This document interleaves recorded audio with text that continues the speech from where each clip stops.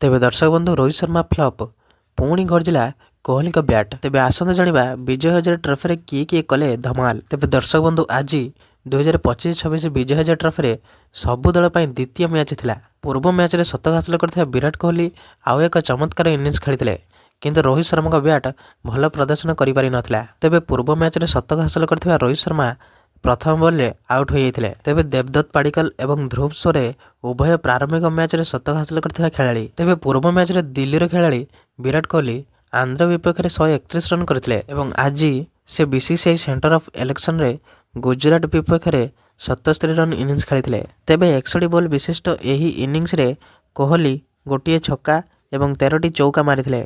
Tournament आरंभ होगा पूर्व कोहली केवल 2टी मैच खेलिबे बोली खबर आसिथिला। तेबे कोहली का परि रोहित शर्मा मध्य मुंबई पे विजय हजारे ट्रॉफी प्रथम 2टी मैच खेलुवा खबर आसिथिला।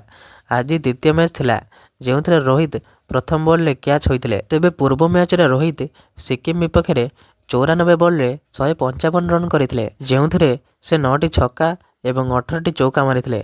रोहित को प्लेयर ऑफ द मैच मध्य विवेचित करा जायथिला। सेही परि दिल्ली रो अधिनायक ऋषभ पंत आज गुजरात विपक्ष में अर्धशतक हासिल करछंती। 79 बॉल 2टी छक्का एवं 8टी चौका सहायता रे 70 रन करछंती।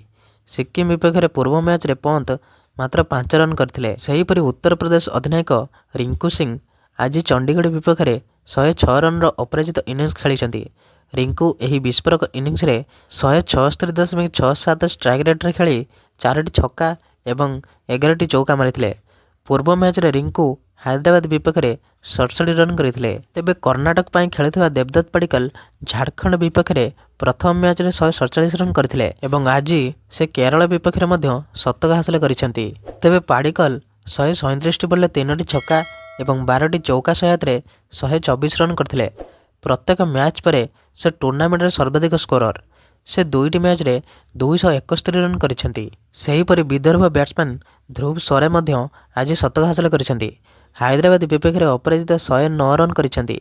पूर्व मैच रे से बेंगल विपक्ष में 136 रन करथिले।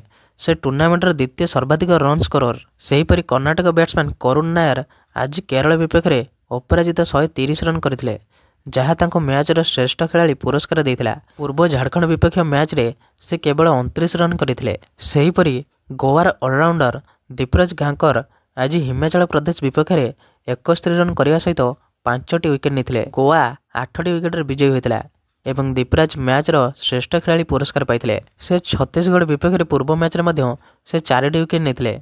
से वर्तमान एही संस्करण रे प्रमुख विकेट नेबारे अछंती। तेबे आज बेंगल रो मैच भारत विपक्ष में थिला। प्रथम बैटिंग करी बेंगल मात्र 205 रन करि पारिथिला। लक्ष्य छोट थिला, किंतु मोहम्मद शमी तृतीय ओवर एक विकेट नहीं दल को भल आरंभ देइथिले।